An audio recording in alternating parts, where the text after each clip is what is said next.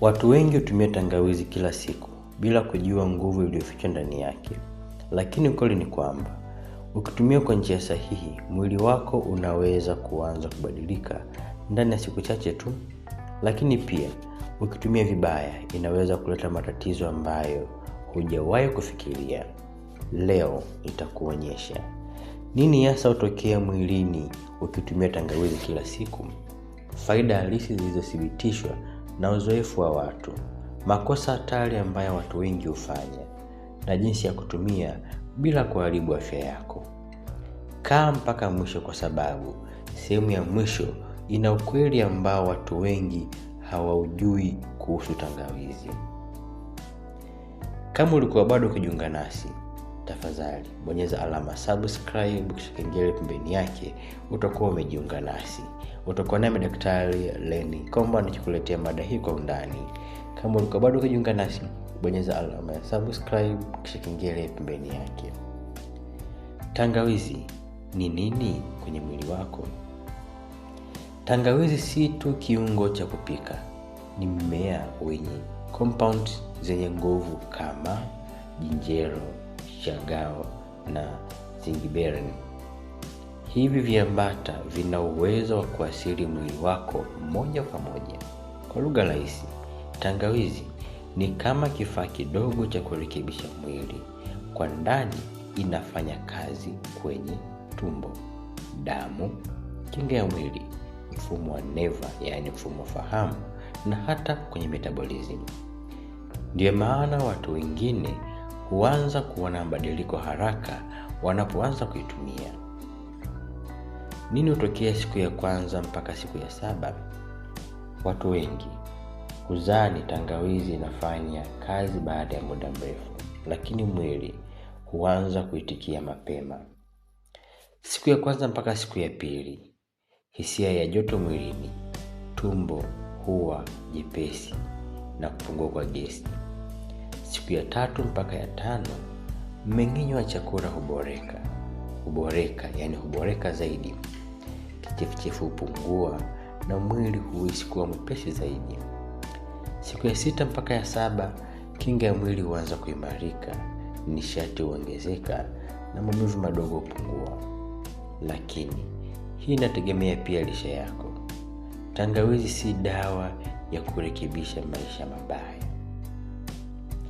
Tangawizi na mmeng'enyo wa chakula. Hii ni moja faida kubwa zaidi. Tangawizi husaidia kuchochea enzymes za mmeng'enyo, kupunguza kujaa kwa gesi tumboni, kuondoa hisia za tumbo kujaa haraka. Watu wengi wenye matatizo ya tumbo kujaa, kuvimbiwa, kichefuchefu, kupata kiungulia, huona mabadiliko wanapotumia chai ya tangawizi. Mfano halisi, mtu anayekula chakula kizito kila siku lakini ana tumbo linaloumia mara kwa mara huanza kuhisi tofauti baada ya wiki moja tu ya matumizi sahihi. Kinga ya mwili inavyoimarika ukitumia tangawizi. Tangawizi ina antioxidants zinazopambana na free radicals. Kwa lugha rahisi, inasaidia mwili kujilinda dhidi ya uchakavu wa seli. Matokeo yanaweza kuonekana: kwanza, kupungua mafua ya mara kwa mara, mwili kuwa na nguvu zaidi, kupona haraka unapougua. Ndio maana watu wengi hunywa chai ya tangawizi wakati wa baridi au homa kali sana. Maumivu ya mwili pamoja na tangawizi. Tangawizi na uwezo wa kupunguza inflammation yaani kuvimba. Hii inasaidia kwa maumivu ya viungo, maumivu ya mgongo na maumivu ya misuli, pamoja pia na maumivu ya hedhi.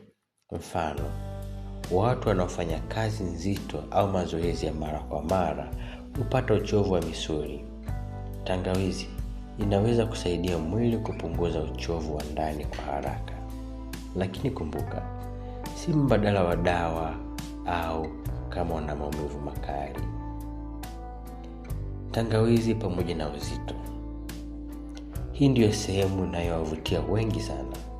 Tangawizi inaweza kusaidia metabolism kufanya kazi vizuri zaidi, kupunguza hamu ya kula sana, kusaidia mwili kuchoma kalori kwa kiasi kidogo.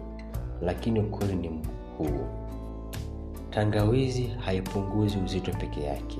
Bila lishe sahihi, mazoezi, kulala vizuri, matokeo yatakuwa madogo sana. Tangawizi ni msaada tu, si suluhisho la pekee. Afya ya moyo na damu. Baadhi ya tafiti zinaonyesha tangawizi inaweza kusaidia mzunguko wa damu, kupunguza cholesterol mbaya kwa baadhi ya watu, na kusaidia afya ya mishipa ya damu. Lakini hapa ni muhimu sana: usiache dawa za hospitali ukitegemea tangawizi. Tangawizi ni msaada wa ziada, si mbadala wa matibabu. Makosa hatari ambayo watu wengi hufanya. Haya ndiyo makosa yanayoharibu afya ya watu wengi zaidi. Kunywa tangawizi nyingi sana. Wengi hufikiria kuzidisha ni faida zaidi, lakini si kweli. Kosa la pili: kuamini ni tiba ya kila kitu. Tangawizi si muujiza. Kosa la tatu: kuacha dawa za hospitali. Hii ni hatari sana. Kosa la nne: kutumia bila kujua hali ya mwili. Kila mtu ana afya tofauti. Watu wasiopaswa kutumia tangawizi sana: wenye vidonda vya tumbo, wajawazito bila ushauri wa daktari, wenye kisukari wanaotumia dawa, wenye pressure, watu wanaotumia dawa za kupunguza damu. Kama uko kwenye kundi hili, unahitaji tahadhari kubwa zaidi na ushauri wa daktari. Jinsi ya kutumia tangawizi kwa usalama. Njia bora: chai ya tangawizi kidogo asubuhi, mchanganyiko na limau pamoja na asali kwenye chakula au kwenye maji ya uvuguvugu. Kumbuka, kiasi kidogo kila siku ni bora kuliko kingi mara moja.